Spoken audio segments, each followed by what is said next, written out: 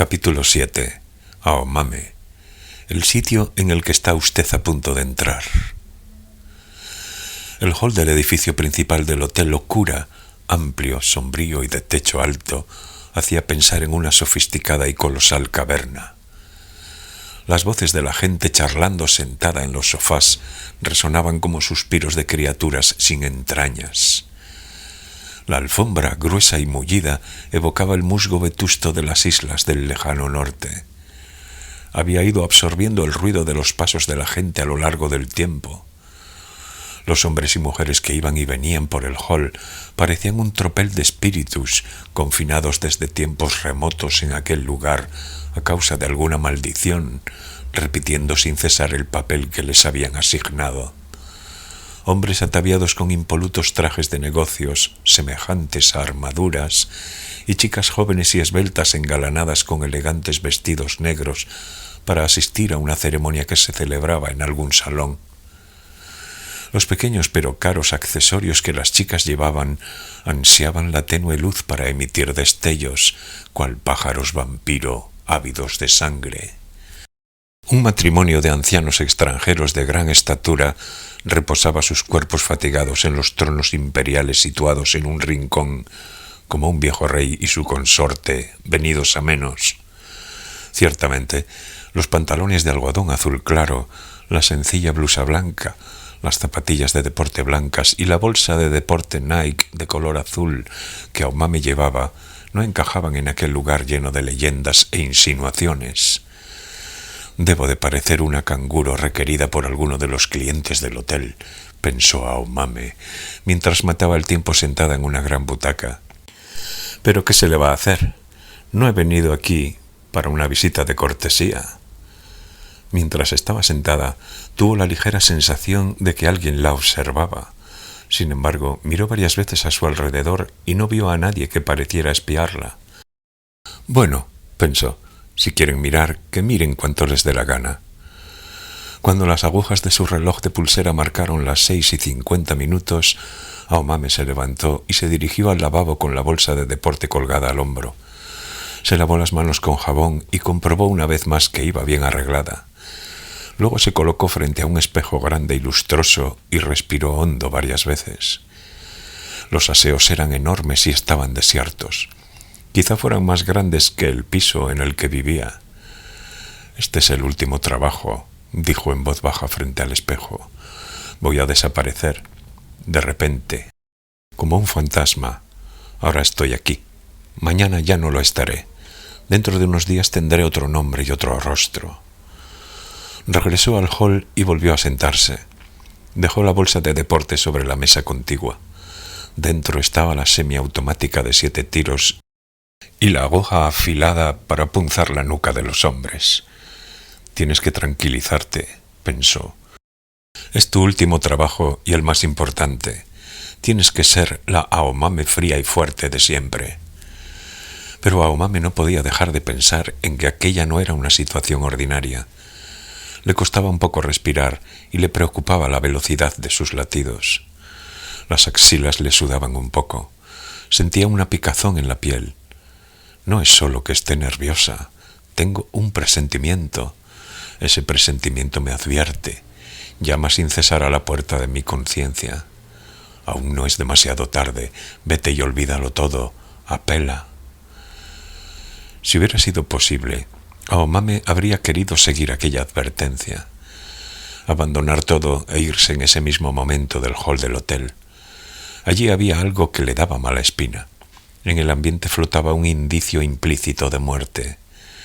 Una muerte silenciosa y pausada, pero ineludible.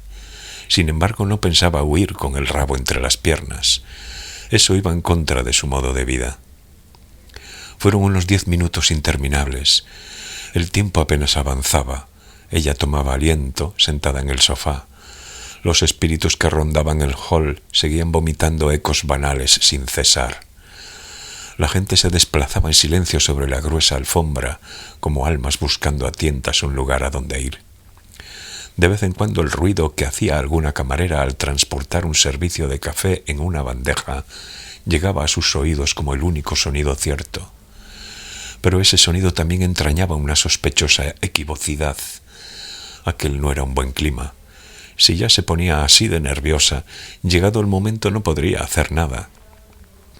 Aomame cerró los ojos y casi de forma automática rezó una oración. Desde que tenía uso de razón, siempre la había rezado antes de las 3 comidas. A pesar de haber pasado tanto tiempo desde la última vez, se la sabía al dedillo. Padre nuestro que estás en el cielo, santificado sea tu nombre, venga a nosotros tu reino. Perdona nuestras ofensas y bendice nuestro humilde caminar. Amén. A regañadientes, Aomame tuvo que reconocer que aquella oración que una vez la había martirizado, ahora la estaba ayudando. La resonancia de aquellas palabras consolaba su espíritu, mantenía el miedo en el umbral, hacía que su respiración se relajara. Se cubrió ambos párpados con los dedos y repitió mentalmente aquellas frases varias veces. «Es usted Aomame, ¿verdad?», dijo un hombre próximo a ella. Era la voz de un hombre joven. Al escuchar aquellas palabras, ella abrió los ojos y, levantando la cara poco a poco, miró al dueño de aquella voz. 2 hombres jóvenes se encontraban de pie frente a ella. Ambos vestían el mismo traje oscuro. Por el tejido y la hechura se sabía que no eran caros. Quizá fueran trajes de confección comprados en un hipermercado. No les sentaba bien del todo, pero asombrosamente no tenían ni una sola arruga. Debían de plancharlos cada vez que se los ponían. Ninguno llevaba corbata. Uno tenía los botones de la camisa blanca abrochados hasta arriba del todo y el otro llevaba bajo la chaqueta del traje una especie de camiseta gris de cuello redondo. Calzaban unos recios zapatos de cuero completamente negros. El hombre de la camisa blanca debía de medir 1,85 m y llevaba el pelo recogido en una coleta. Tenía las cejas largas y hacia arriba formando un bello ángulo, como una gráfica lineal y unas facciones frescas y proporcionadas. No resultaría extraño que fuera actor. El otro mediría 1,60 m y llevaba el pelo rapado. Tenía la nariz ancha y en el mentón acumulaba un poco de perilla que parecía una sombra colocada por error. Al lado del ojo derecho tenía una pequeña incisión. Ambos eran delgados, de rostro afilado y estaban morenos. No les sobraba ni un solo gramo de grasa. Por cómo se extendía el traje sobre sus hombros, se podía adivinar la recia musculatura que había debajo. Andarían entre los 25 y los 30 años. Ambos tenían una mirada honda y penetrante. No hacían ningún movimiento en vano, como los ojos de una fiera al acecho. Aomame se levantó de forma automática del asiento y miró el reloj de pulsera. Las agujas marcaban las 7 en punto. Habían sido escrupulosamente puntuales. «Sí, soy yo», dijo Aomame. En el rostro de ambos hombres no había ni un asomo de expresión. Con ojos prestos examinaron su vestimenta y miraron la bolsa de deporte azul colocada a su lado. «¿Solo lleva ese equipaje?», preguntó el rapado. «Solo, sí», respondió Aomame. «Perfecto. Vayamos entonces». «¿Está lista?», dijo el rapado. El de la coleta solo observaba a Aomame en silencio. «Claro», dijo Aomame. Supuso que, de los dos, el más bajo debía de ser un poco mayor y debía de ser el que daba las órdenes. El rapado tomó la delantera y atravesó a paso lento el hall. Se dirigió hacia los ascensores para los clientes. Aomame lo siguió con la bolsa colgada al hombro. El de la coleta lo seguía a unos 2 metros de distancia. La habían situado en el medio. «Tienen experiencia», pensó Aomame. Ambos caminaban erguidos, con paso firme y seguro. La señora le había dicho que hacían karate. Enfrentándose a los dos cara a cara al mismo tiempo, seguramente no tendría ninguna posibilidad de vencer. Lo sabía porque practicaba artes marciales desde hacía mucho tiempo. Sin embargo, no producían esa acongojante sensación de amenaza que desprendía Tamaru. Tampoco eran invencibles. En una pelea a corta distancia, primero tendría que neutralizar al bajito rapado. Él era la pieza clave del juego. Quedándose a solas con el de la coleta, probablemente se las podría apañar de alguna manera para escabullirse. Los 3 entraron en el ascensor. El de la coleta pulsó el botón del 7º piso. El rapado estaba al lado de Aomame y el de la coleta se había colocado de cara a los dos, en la esquina en diagonal a ellos. Todo sucedía en silencio, de manera totalmente sistemática, como una pareja formada por un segunda base y un parador en corto, haciendo de los double plays su alegría de vivir. Mientras pensaba en aquello, Aomame fue consciente de repente de que el ritmo de su respiración y los latidos del corazón se habían normalizado. No tengo por qué preocuparme, pensó. Soy la misma de siempre, la Aomame fría y fuerte. Todo va a salir bien. El presentimiento funesto se ha ido. La puerta del ascensor se abrió silenciosamente. Mientras el de la coleta pulsaba el botón para mantener la puerta abierta, el rapado salió primero. Luego lo siguió Aomame y en último lugar el de la coleta, que salió tras soltar el botón. Entonces el rapado se puso a la cabeza y echó a andar por el pasillo. Aomame lo siguió. El de la coleta, como siempre, se mantuvo en la retaguardia. En el amplio pasillo no había ni un alma. Reinaba una tranquilidad absoluta y estaba todo limpísimo. En cualquier rincón se podía percibir que era un hotel de primera categoría. No había platos y cubiertos del servicio de habitaciones abandonados desde hacía rato frente a las puertas, ni una sola colilla en el cenicero que estaba delante del ascensor. Las flores que adornaban los jarrones desprendían un fresco aroma, como si las hubieran acabado de cortar hacía un instante. Los tres doblaron unas cuantas esquinas y se detuvieron delante de una puerta. El de la coleta llamó 2 veces con los nudillos. A continuación, sin esperar a que le respondieran, abrió la puerta con una tarjeta magnética.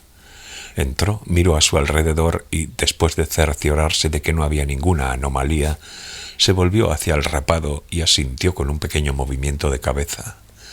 «Pase, por favor», dijo secamente el rapado. Aomame entró. El rapado la siguió y cerró la puerta tras de sí. Luego, desde dentro, puso una cadena. La habitación era grande, diferente de un cuarto de hotel normal. Había un gran tresillo con una mesa delante y un escritorio para trabajar. La televisión y la nevera también eran de envergadura. Debía de ser el recibidor de una suite especial. Desde la ventana se podía admirar el paisaje nocturno de Tokio. Seguramente les habían pedido una fortuna. Tras comprobar la hora en el reloj de pulsera, el rapado la invitó a sentarse en el sofá. Ella lo obedeció. La bolsa de deporte la colocó a su lado. «¿Desea cambiarse de ropa?», preguntó el rapado. «Si es posible», dijo Aomame. «Me resulta más cómodo trabajar con el chándal puesto». El rapado asintió. «Antes, si nos lo permite, la inspeccionaremos. Lo sentimos mucho, pero forma parte de nuestro trabajo». «De acuerdo, pueden inspeccionar lo que deseen», dijo Aomame. En su voz no había ni un ápice de nerviosismo. Incluso sonaba como si la desazón de los 2 hombres le pareciera graciosa. El de la coleta se acercó a ella, la cacheó con ambas manos y se cercioró de que no llevaba nada sospechoso encima. Solo unos finos pantalones de algodón y una blusa. No era necesario cachearla para darse cuenta de que no podía ocultar nada debajo. Ellos solo seguían unos procedimientos establecidos. Las manos del hombre de la coleta parecían tiesas de nerviosismo. Cuando menos le faltaba maña. Seguramente apenas había cacheado a mujeres. Apoyado contra el escritorio, el rapado observaba cómo trabajaba el de la coleta. Cuando terminó, Aomame abrió por sí misma la bolsa de deporte. Dentro había una fina rebeca de verano, el chándal para el trabajo y una pequeña toalla. Un set sencillo de maquillaje y un libro de bolsillo. También contenía un pequeño bolso hecho con abalorios, dentro del cual había una cartera, un portamonedas y un llavero. Aomame sacó todas las cosas, una por una, y se las entregó al de la coleta. En último lugar, sacó un neceser de plástico negro y abrió la cremallera. Dentro llevaba ropa interior de muda, tampones y compresas. «Voy a sudar, así que necesitaré cambiarme», dijo Aomame. Entonces sacó una de las prendas de ropa interior con encaje blanco, la extendió y se la mostró. El de la coleta, un poco ruborizado, asintió varias veces con un gesto breve.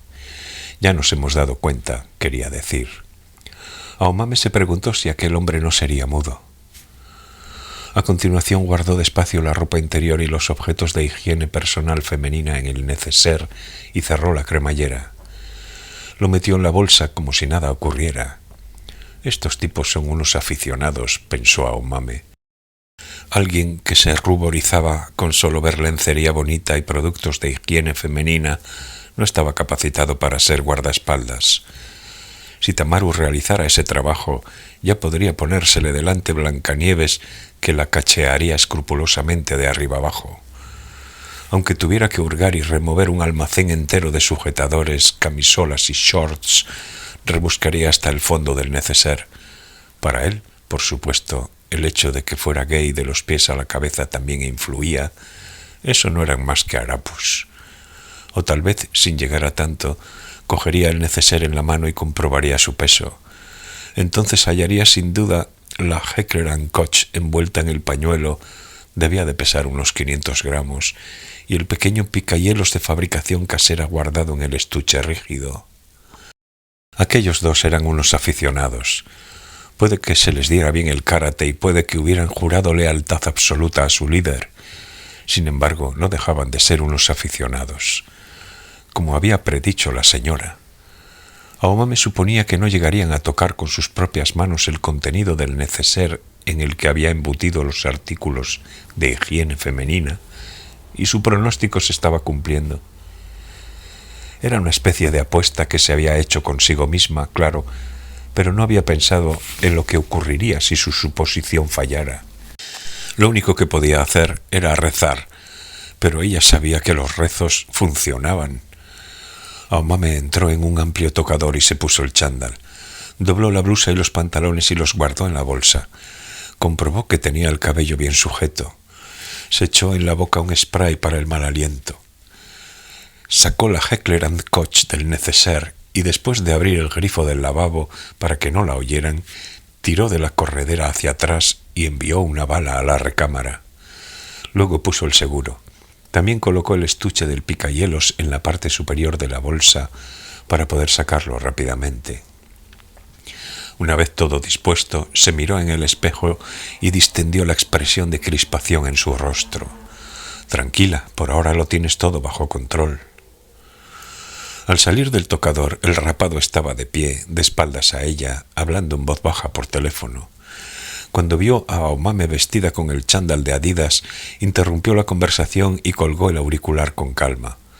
Entonces la miró como si estuviera examinándola. ¿Está lista?, le preguntó. Sí, respondió ella. Antes me gustaría pedirle un favor, dijo el rapado. Aomame sonrió ligeramente como muestra de afirmación. Le pido que guarde en secreto lo que pase esta noche, le dijo. Luego hizo una breve pausa y esperó a que el mensaje se asentara en la mente de Aomame, como si esperara a que el agua vertida calara en la tierra seca y desapareciera. Entretanto, Aomame lo miró a la cara sin decir nada. El rapado siguió hablando. Permítame que le diga que la remuneraremos con creces. Incluso puede que volvamos a solicitar su servicio en el futuro. Así que le pedimos que olvide por completo lo que ocurra aquí. Todo lo que vea y lo que oiga. Mi trabajo consiste en ocuparme de los cuerpos de la gente, contestó Aomame en un tono un tanto frío.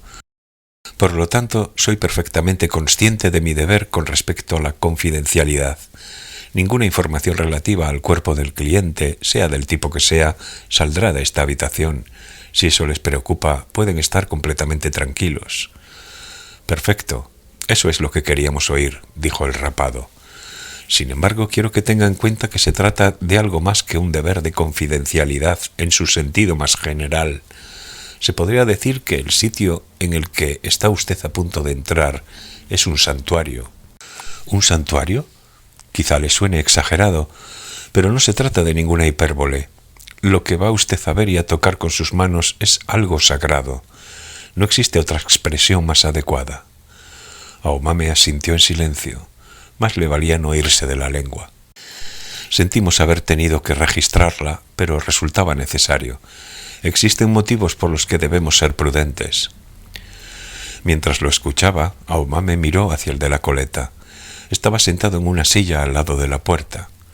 Tenía la espalda recta, ambas manos colocadas sobre las rodillas y la barbilla erguida. No cambiaba de postura ni un ápice, como si estuviera posando para una fotografía conmemorativa. No apartaba la vista de Aomame. El rapado miró durante un rato hacia abajo para examinar lo gastados que estaban sus zapatos de cuero negros y, seguidamente, levantó la cabeza y volvió a mirar a Aomame. Por último, debo decir que no hemos encontrado nada que pudiera suponer un problema, así que le rogamos que actúe como le hemos indicado. Se dice que es usted una instructora muy competente y la verdad es que tiene una reputación excelente. Muchas gracias, dijo Aomame. Por lo visto, en su día fue usted devota de la Asociación de los Testigos, ¿no es así? Exacto. Mis padres eran devotos y, por supuesto, me educaron en esa fe desde mi más tierna infancia, dijo Aomame. No fue algo que eligiera voluntariamente y ya hace mucho tiempo que dejé de serlo. ¿Habrán descubierto en sus pesquisas que Ayumi y yo recorríamos a veces Roppongi en busca de hombres? Bueno, ¿qué más da? Aunque lo sepan, no parece que lo consideren un inconveniente. Si no, no estaría aquí. Lo sabemos, pero hubo una época en la que vivió en la fe. Además, durante la infancia eso cala mucho. Así que entenderá a qué nos referimos cuando decimos que es sagrado. Lo sagrado constituye la raíz de cualquier credo. En este mundo existen territorios que no podemos o no debemos traspasar. El primer paso de toda religión consiste en reconocer esa presencia, en aceptarla y tributarle el más absoluto respeto. Entiende de lo que le hablo, ¿verdad? Creo que sí, dijo Aomame, dejando de lado el hecho de que lo comparta o no. Por supuesto, añadió el rapado. Desde luego, no es necesario que usted lo comparta. Se trata de nuestro credo, no del suyo. Pero hoy seguramente presencia algo especial que va más allá de la fe. Un ser extraordinario. Aomame se quedó callada. Un ser extraordinario. El rapado entornó los ojos y tanteó el silencio de Aomame durante un rato. Luego volvió a hablar pausadamente. Sea lo que fuere lo que va a ver, no hable de ello en ninguna parte. Si alguna información se filtrase al exterior, su sacralidad sería profanada de manera irreparable, como un estanque limpio y cristalino amancillado por un cuerpo extraño. Esta es nuestra manera de sentir las cosas, con independencia de la forma de pensar de la sociedad o de las leyes que rigen el mundo. Quiero que nos comprenda. Si lo entiende y cumple su promesa, como le dije hace un instante, se lo agradeceremos debidamente. De acuerdo, respondió Aomame. Formamos parte de una pequeña comunidad religiosa, pero tenemos espíritus fuertes y los brazos largos, dijo el rapado. Tenéis los brazos largos, pensó Aomame. Dentro de poco comprobaré lo largos que son. El rapado cruzó los brazos y, apoyado contra el escritorio, observó atentamente a Aomame de la misma manera que se aseguraría de que un marco colgado de la pared no estaba torcido. El de la coleta mantenía la misma postura que hacía un rato, con la vista clavada en Aomame, de manera muy homogénea y sin resquicios. A continuación el rapado miró su reloj de pulsera y comprobó la hora. «Vayamos, pues», dijo. Carraspeó secamente, atravesó despacio la sala con paso grave, como un asceta caminando por la superficie de un lago, y llamó con los nudillos suavemente 2 veces a la puerta que conectaba con la habitación contigua. Sin esperar ninguna respuesta, la abrió. Entonces hizo una pequeña reverencia y entró. Aomame cogió la bolsa de deporte y lo siguió. Mientras pisaba la alfombra, se cercioró de que respiraba con normalidad. Los dedos de su mano sujetaban el gatillo de una pistola imaginaria. No había por qué preocuparse. Era como de costumbre. Pero aún así, Aomame sentía miedo. Una especie de témpano se extendía a lo largo de su espalda. Era de un hielo que no se iba a derretir fácilmente. Estoy serena y relajada y siento un miedo cerval. En este mundo existen territorios que no podemos o no debemos traspasar, había dicho el hombre rapado. Aomame entendía qué había querido decir con eso. Una vez ella misma había vivido en un mundo asentado en un territorio de ese tipo. aunque la verdad era que quizá todavía vivía en él. A lo mejor simplemente no se había dado cuenta. Aomame volvió a rezar para sí misma, sin pronunciar las palabras en voz alta. Luego tomó aliento y, echándole coraje, se adentró en la sala contigua.